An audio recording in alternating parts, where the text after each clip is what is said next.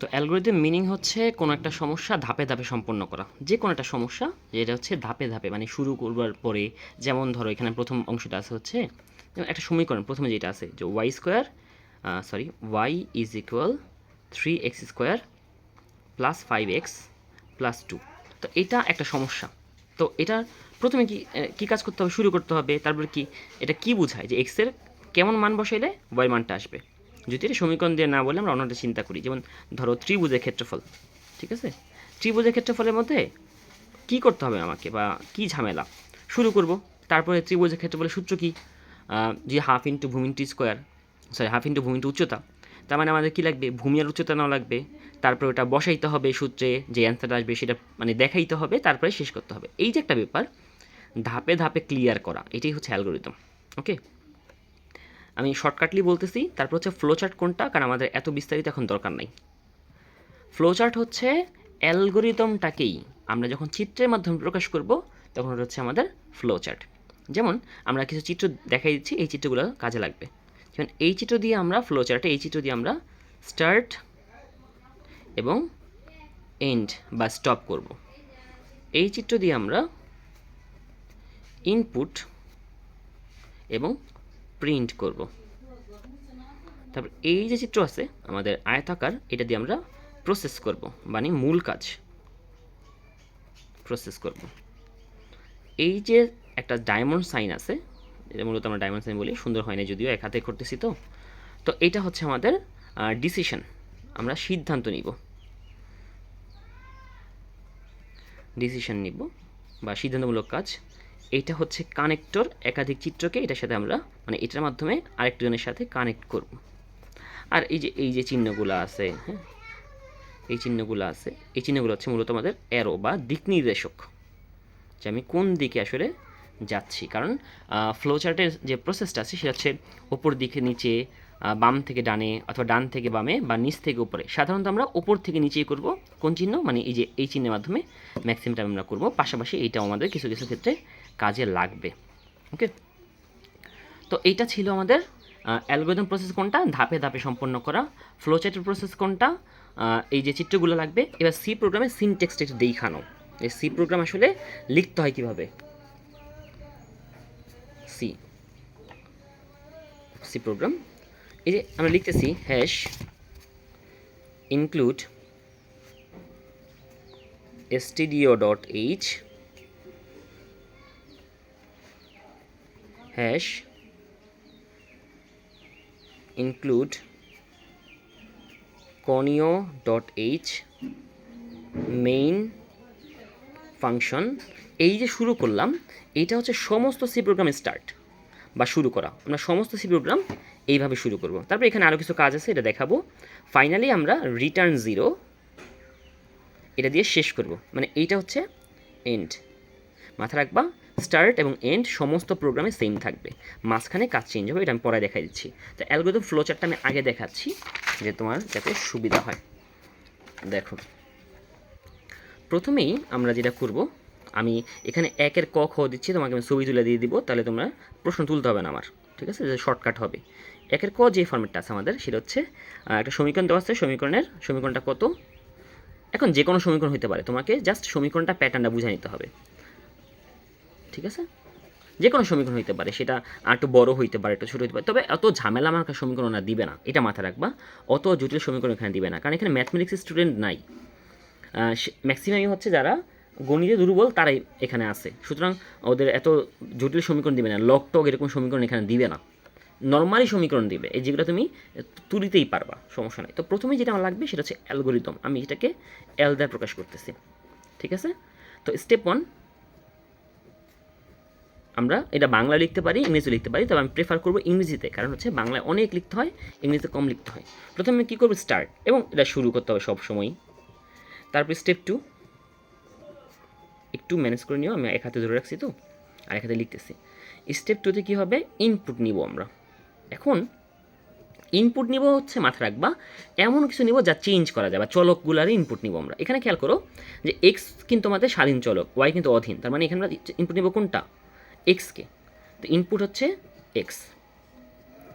Step 2 বা step 3, sorry, এইবার আমরা এখানে মানটা মানে ইনপুটটা বসাবো, মানে যা মানটা সেটা বসাবো। এখন এইখানে তুমি কী করবা, সাধারণত 3 সাথে এক্সের সম্পর্কে কি গুণের, ঠিক আছে, এই যে গুণ চিহ্ন দিলাম আমরা মানে কম্পিউটারে এভাবে গুণ চিহ্ন ইউজ করবো। এবং এক্স স্কোয়ার, তুমি এখানে এক্স স্কোয়ার, যদিও algorithm flowchart x square directly লেখা যায়, বাট প্রোগ্রামে লেখা যায় না। প্রোগ্রামে এক্স স্কোয়ার মানে এক্স 2বার গুণ, ঠিক আছে। তো আমরা কী লিখবো, এক্স ইন্টু এক্স, প্লাসের প্লাস নর্মাল, 5 আর এক্স আছে মানে 5 ইন্টু এক্স, প্লাসের প্লাস আর 2 এর 2, দেখো একদম 3 into x plus 5 into x plus 2। হ্যাঁ, তারপর স্টেপ 4-এ আমরা কী করবো, যেটা আমরা তৈরি করছি এটা আমরা প্রিন্ট করব, প্রিন্ট ওয়াই। হ্যাঁ, বা যে কোনো এরকম সমীকরণ আসলে তুমি এভাবেই করবা। স্টেপ 5, আমি এন্ড লিখি, বাট দেখলাম তোমাদের কলেজে স্যাররা মানে স্টপ লিখতে পছন্দ করে, তো আমরা স্টপ লিখে দিচ্ছি। স্টপ আর এন্ড একই কথা, ওনাদের একটু মস্কর আছে তো এই জন্য সমস্যা। এরপরে যেটা আমরা করব সেটা হচ্ছে ফ্লো চার্ট। দেখো প্রথমে কি আছে, স্টেপ 1 স্টার্ট, আমরা ওই যে স্টার্ট দিয়ে শুরু করব। ওকে, স্টার্ট। তারপরে কী আছে বলো তো, ইনপুট। দেখো স্টেপ 2-তে কী আছে, ইনপুট। আমরা ইনপুটটা কীভাবে লিখবো মনে আছে, সামান্তরিক ইনপুট এক্স।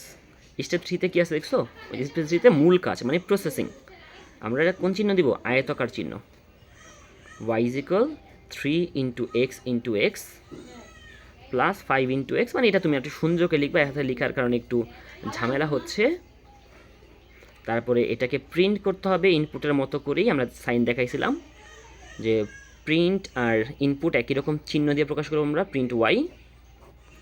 এবং আরটা হচ্ছে স্টপ বা এন্ড। একটা জিনিস শিখা রাখো, সেটা হচ্ছে চলক চেনার উপায় হচ্ছে যা ইনপুটে নিবা সেটাও চলক, এবং যার পরে সমান দেওয়া যাবে এটাও চলক। এটা তোমার প্রোগ্রামের ক্ষেত্রে কাজে লাগবে, আপাতত না জানা চলবে। আশা করি তুমি এটা বুঝতে পারছো। হ্যাঁ, আমি পরেরটা যাচ্ছি যাতে একটু শর্টকাট করা যায়। এখন যেটা আমার একটা লাগবে সেটা হচ্ছে একের খ নাম্বার, সেটা হচ্ছে ত্রিভুজের ক্ষেত্রফল। মাথায় রাখবা ত্রিভুজের ক্ষেত্রফল দুইভাবে আসবে। আমরা ধরো টাইপ 1 T1 লিখতেছি, এমন এক ধরনের ত্রিভুজ তোমাকে বলে দিবে যে ত্রিভুজে ভূমি দেওয়া আছে যাকে আমরা বি দ্বারা প্রকাশ করতেছি, উচ্চতা দেওয়া আছে যাকে আমরা এস দ্বারা প্রকাশ করতেছি। যদি বইলা দেয় এটা, তাহলে তো ওইটাই করবা, যদি না বলে তুমি যে কোনো একটা করলেই চলবে। তো এটা যদি দেওয়া থাকে যে ভূমি আর উচ্চতা দেওয়া আছে, আমার ক্ষেত্রফল বের করতে হবে। তো আমি অ্যালগরিদম লিখতেছি, এবার আমি দুই পাশে করব যাতে আমাদের এক পেজটাই দুইটা দেখানো যায়। আবার একটু যে পেজ বাজলো বুঝলাম, একটু একটু কিপটামি করলাম আর কি। তো স্টেপ 1-এ কী হবে, স্টেপ 1 আমি S1 লিখতেছি, মানে স্টেপ 1, তুমি একটু স্টেপ 1 লিখবা, তুমি কিন্তু S1 লিখবা না। ওকে, স্টার্ট। স্টেপ 2 কী হবে, ইনপুট। এখন তুমি বলো ইনপুট কী হবে, ইনপুট কিন্তু ভূমি আর উচ্চতা হবে। ভালো করে মাথায় ঢুকে নাও, ইনপুট ওগুলো হবে যেগুলো চেঞ্জেবল, কারণ এটা তো ইউজার দিবে, প্রোগ্রাম দিবে না। তো আমি ত্রিভুজটা যে ভূমি উচ্চতা দিব আরেকজন কিন্তু সেম দিবে না, সে কিন্তু অন্য একটা দিবে। দ্যাটস ওয়াই এটা আসলে আমাদের চেঞ্জ হবে। তো আমি কী দিব, একটা ভূমি একটা কি উচ্চতা, এবি দিলেও কোনো সমস্যা নাই, বাট ভূমি উচ্চতাই দিবা, মানে বি আর এসি দিবা। তারপরে ক্ষেত্রফল ইংরেজি হচ্ছে এরিয়া। এখন কি হবে, হাফ। তা হাফরে তুমি 0.5 লিখতে পারো, অথবা যে 1/2 এভাবে লিখতে পারো, ঠিক আছে। কারণ আমাদের কিবোর্ডে ওই যে 1/2 ওইভাবে দাগ দেওয়া যায় না, মানে এই যে এটা দেওয়া যায় না। হ্যাঁ, 1/2 দিতে, হাফ ইন্টু ভূমি ইন্টু উচ্চতা, ঠিক আছে। তারপরে স্টেপ 4-এ আমি কী করব, প্রিন্ট এরিয়া, ঠিক আছে। স্টেপ 5-এ আমি কী করব, এন্ড অথবা স্টপ, যেটা লিখো একটা লিখলেই হয়, বাট স্টপই লিখো। আমি যেহেতু লিখে ফেলছি কাটাকাটি করলাম না। এইবার ফ্লো চার্টে যদি আমরা আসি, প্রথমে কী হবে, স্টার্ট, এটা তো দেখতেই পাচ্ছ বা মনে আছে আশা করি। ইনপুট কী হবে, এবং মাথা রাখবা এই চিত্রগুলো কিন্তু পেন্সিল রাখতে হবে। Input b into h. হ্যাঁ, পরেরটা কী আছে, এরিয়াতে তুমি 0.5 লিখতে পারো বা 1/2 লিখতে পারো, একটা লিখলেই হয়, দুইটা লিখে দিও না আবার। ধরো 0.5 লিখলাম ইন্টু বি ইন্টু এইচ। ওকে, আর মোস্ট ইম্পর্ট্যান্ট এইগুলা করার সময় ওই রিলস চিন্তা করা যাবে না। হ্যাঁ, আর ওই যে প্রোটেস্ট তো আরও চিন্তা করা যাবে না, কারণ প্রোটেস্ট চিন্তা করলে মনের মধ্যে প্রোটেস্ট হিসাবে বলবে, পরে আর প্রোগ্রামই প্রোটেস্ট হয়ে যাবে। এটা হচ্ছে আমাদের এন্ড। এখন এটা কখন? যখন আমাদের কাছে ভূমি আর উচ্চতা দেওয়া আছে। বাট যদি ভূমি উচ্চতা দেওয়া না থাইকা আমাদের যদি দেওয়া থাকে হচ্ছে 3 বাহুর দৈর্ঘ্য দেওয়া আছে, হ্যাঁ, আমি লিখা দিচ্ছি কিন্তু ওখানে, হ্যাঁ, 3 বাহুর দৈর্ঘ্য দেওয়া আছে।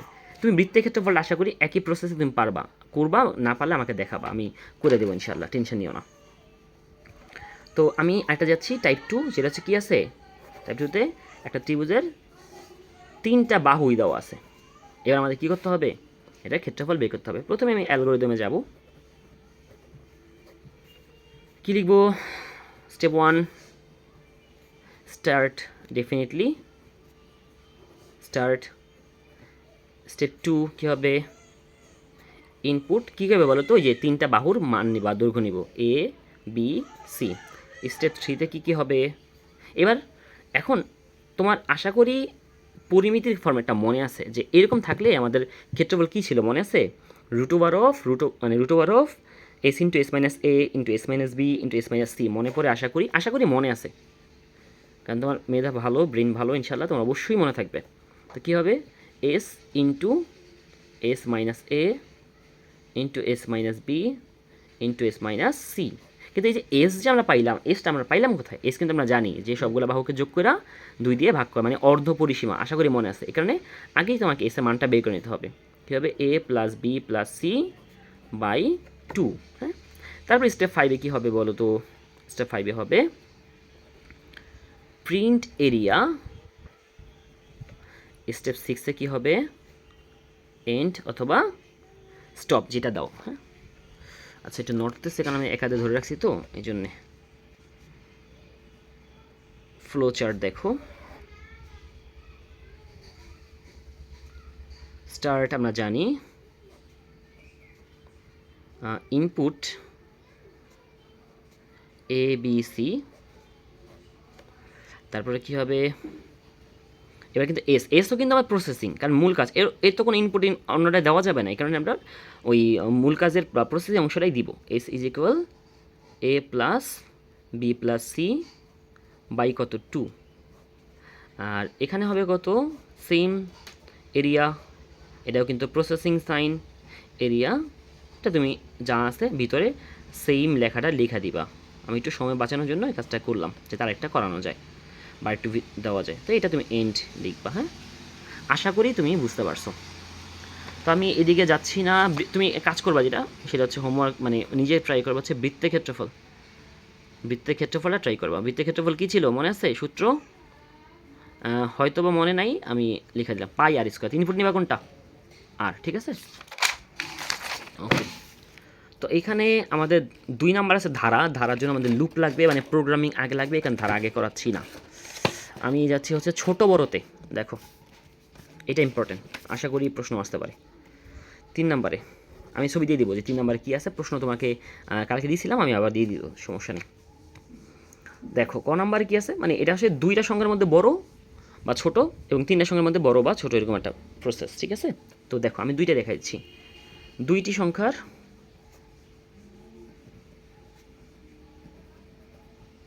যদি বড় বের করতে বলে, বড় কোনটা, হ্যাঁ, অথবা যদি ছোটো বের করতে বলে, একই প্রোগ্রাম, বাট লেস দেনের জায়গায় গ্রেটার দেন লেস দেন। দেখো এখানে আমাদের কিছু লজিক আছে, হ্যাঁ। লজিকটা আপাতত দরকার নেই, আমার মনে হয় তুমি করতে গেলে লজিকটা, মানে এমনি করতে গেলে তুমি লজিকটা বুঝতে যাবা। তো স্টেপ 1 স্টার্ট। স্টেপ 2 আমাদের ইনপুট লাগবে, যেহেতু 2টা সংখ্যার মধ্যে বড় বা ছোট, তার অবশ্যই 2টা সংখ্যারই, একটা এ একটা বি, তাই না? আচ্ছা, স্টেপ 3-তে কী আছে? আমরা লিখব যদি এর মান বিয়ের চেয়ে বড় হয়। কারণ আমি জানি না কোনটা বড়, আমি আবারও বলি, এই মুহূর্তে আমাদের অত বিস্তারিত দরকার নেই, তুমি ব্যাপারটা বোঝো। যে 2টা সংখ্যা বললো যে কোন 2টা বড়, তুমি কি করবা? যেহেতু তুমি জানো না, তুমি কি ধরে নিবা যে আমি ধরি একটা বড়। তো যদি দেখা যায় যে তোমার লজিক বা মান টান বসায় দেখা যায় যে ওইটা বড়, তাহলে ওইটাই বড়, আর যদি না হয় তাহলে কি অপরটা বড়। তো এইখানে এই যে কোনো একটা যদির অ্যান্সার কিন্তু 2টা আসে, একটা ইয়েস আর একটা কি নো। যদি এটা ইয়েস হয়ে যায় তাহলে প্রিন্ট কে হবে বলো তো? কে বড় হবে? তাহলে কিন্তু এ বড়, তাই না? আর যদি না হয়ে যায় তাহলে কে বড় হবে? প্রিন্ট বি বড়। কারণ এ যদি বড় হয়, ইয়েস যদি হয়, তাহলে প্রিন্ট এ, আর না হইলে তো এ বড়, না হইলে কে বড়? বি বড়, ঠিক আছে। এটা 2টার ক্ষেত্রে একটাই মাথা রাখবা। এই বড় ছোটোর ক্ষেত্রে সংখ্যা যা কন্ডিশন তার চেয়ে একটা কম আসে, এই যে কন্ডিশন কিন্তু একটা কম, মানে দুইটা জায়গায় একটা কন্ডিশন আসছে। যেমন পরে একটা তিনটা সংখ্যা আছে, তিনটা সংখ্যার মধ্যে আমাদের কন্ডিশন হবে কয়টা? দুইটা। খেয়াল করো স্টেপ 4, মানে আমি স্টেপ 4-এ যাচ্ছি। কী হবে আমাদের? এন্ড। এখন এইখানে যদি অ্যান্সারটা হয়ে যায় তাহলে কিন্তু সে নিচে আসবে না, বা তোমার নিচে আসার দরকার নেই। এখানে আমরা রাস্তা রাখবো, গো টু স্টেপ 4। সেম এখানে হয়ে গেল গো টু স্টেপ 4। আমি বলতে পারি এটা বুঝতে পারতেছি না। এখন ফ্লো চার্ট দেখো, তাহলে এটা বুঝবা যে কেন আমরা এটা দিচ্ছি। দেখো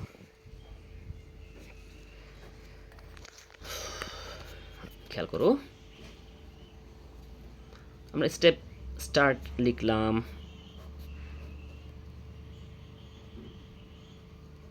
ইনপুট এবি লিখলাম, ওকে।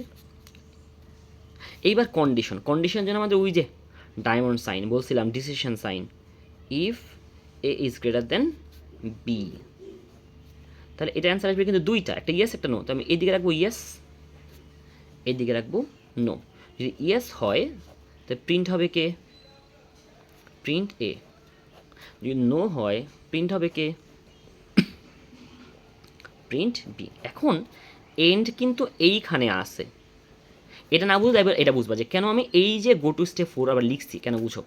ধরো এই দিকে যদি আসে, আমি বলতে পারো যে এই দিকে অটোমেটিক এখানে যাবে, তাহলে এটা লেখার কারণ কি? এবার এখান থেকে বুঝতে পারবা। ধরো যে ইয়েস হয়ে যায়, তাহলে কিন্তু এই দিকে চলে আসবে, তারপর তার কিন্তু উদ্দেশ্য থাকবে এন্ডের দিকে আসা, আবার ঘুরা কিন্তু নদীর দিকে আসা না। দ্যাটস ওয়াই এই দিকে একটা রাস্তা থাকা লাগবে। এই রাস্তাটাকে আমরা কানেক্টরের মাধ্যমে কানেক্ট করব। এই যে দেখছো, এটার পরে কই চলে আসছে? ডিরেক্ট এই যে এইখানে চলে আসবে, স্টেপ 4-এ চলে আসবে, কারণ এটা স্টেপ 1, এটা 2, এটা 3, এটা 4। ঠিক আছে, এগুলো তো তার শাখা, এই জন্য এগুলো স্টেপ না, এটা কোনো স্টেপ না, এটা কানেক্টর। সুতরাং যে 1 2 3 4, বুঝা গেছে? এখন এদিক থেকে এখানে আসবা, সেম যদি নো হয় তাহলে এখান থেকে কিন্তু আর এসের দিকে যাবে না, এ যদিও রাস্তা আছে বাট এদিকেও একটা রাস্তা থাকা লাগবে। হ্যাঁ, এই যে এদিক থেকে চলে যাবে। বুঝতে পারছো আশা করি দুইটার মধ্যে বৃহত্তম সংখ্যা। এখন ক্ষুদ্রতম যদি বলতো জাস্ট গ্রেটার দেনের জায়গায় লেস দেন হইতো, যে বড় না বলে ছোট বললে লেস দেন। এখন এটা যদি তিনটা সংখ্যার মধ্যে হয়, ঠিক আছে, তিনটা সংখ্যার, যদি এটা 3 সংখ্যার মধ্যে হয় তাহলে আমরা কি করব? অ্যালগরিদমে স্টেপ 1 কী লিখবো আমরা? স্টার্ট। স্টেপ 2-তে কী লিখব? Input A B C. Step 3-তে কী লিখব? স্টেপ 3-তে লিখব হচ্ছে, এইবার কন্ডিশন কিন্তু দুইটা আসবে কারণ সংখ্যা তিনটা। ইফ এর মান কি বি এর চেয়ে বড়, তুমি এখানে কমা দিতে পারো, এর মান কি সি এর চেয়ে বড়। আমরা দুইটা একবারে বললাম যে এর মান কি বি এবং সি এর চেয়ে বড় কি না। যদি এরা ইয়েস হয়, হ্যাঁ, যদি ইয়েস হয় তাহলে কে বড়? সবচেয়ে বড় কে? তাহলে কিন্তু এ সবচেয়ে বড়। আর যদি না হয়, ধরো নো, তাহলে কিন্তু বলতে পারবো না বি বড়, সিও বড় হইতে পারে। এই জন্য আমরা কি লিখবো? আরেকটা কন্ডিশন, আমরা কিন্তু জানি আরেকটা কন্ডিশন আমরা যাব, লিখবো গো টু, যে এক হাতে লেখার একটা সমস্যা, নেক্সট স্টেপ বা গো টু স্টেপ 3 পর কত আসবে? 4। হ্যাঁ, স্টেপ 4-এ আসলাম আমরা, কী লিখব? Same, if b is greater than a, b is greater than c. কারণ যদি এ বড় হয়ে যায়, আমি বুঝাচ্ছি, আপাতত অত দরকার নেই, এইটাই প্রসেস, ঠিক আছে, এইটাই প্রসেস। 1 নাম্বার কী আসবে? ইয়েস। ইয়েস হলে কী হবে? প্রিন্ট হবে কে? বি। আর যদি নো হয় তো প্রিন্ট, যদি নো হয়, হ্যাঁ, তো প্রিন্ট হবে কে? সি। আমি একটু দৌড় দিলাম কারণ নিচে লেখা যাচ্ছে না। ওকে, এখন এন তো স্টেপ 5-এ কী আসবে? আচ্ছা, আমি একটু এরপরে রাখতেছি এই দিকে, ধরো এটা তো আলাদা, হ্যাঁ, এইদিকে রাখতেছি। স্টেপ 5 কী হবে? এন্ড। এখন মাথা রাখবা, এইখানে যদি হয় তাহলে কী হবে বলো তো? আমরা জানি এটা যদি অ্যান্সার হয়ে যায়, একটু আগে দেখছো কিন্তু অ্যান্সার হয়ে গেলে সে কিন্তু এন্ডে আসবে, তো কী হবে? Go to step 5। সেম এখানে অ্যান্সার হয়ে গেলে কী হবে? Go to step 5। Same go to step 5। ঠিক আছে, এটা বাদ। হ্যাঁ, এইবার আমরা ফ্লো চার্টে আসি। স্টার্ট।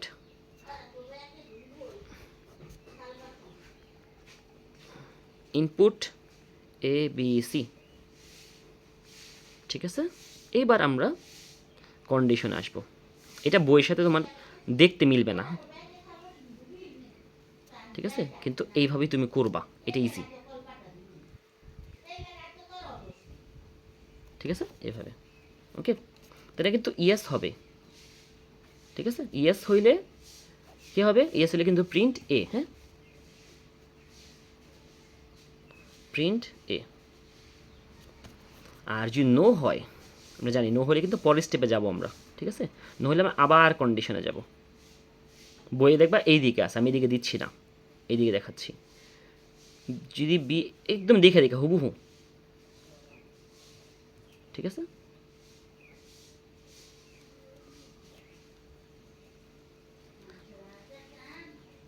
যদি ইয়েস হয় তাহলে কি হবে, আমরা কিন্তু ওগুলা ওখানে দেখে আসছি, হ্যাঁ, প্রিন্ট বি। আর যদি নো হয়, প্রিন্ট সি। ঠিক আছে, আমরা জানি ফাইনালি আমাদের কি আসবে, এন্ড বাবাজি আসবে। তো আমরা এটাকে কানেক্টরের মাধ্যমে প্রকাশ করব, এটা তো এর সাথে কানেক্ট হবে। দেখো, এটা তো ডিরেক্টলি আসলো, বাট এটা যদি অ্যান্সার হয় ও কিন্তু এই দিক থেকে আসবে, মানে এটা একটু সুন্দর করে দিব আমরা। আর যদি এইটা অ্যান্সার হয় ও কিন্তু এই যে এখান থেকে আসবে, রাস্তা রাখলাম। যদি এটা অ্যান্সার হয় তাহলে কিন্তু এই দিকে ঘুরে আসবে না, সে কিন্তু এদিক থেকে শর্টকাট দিয়ে এদিকে চলে আসবে।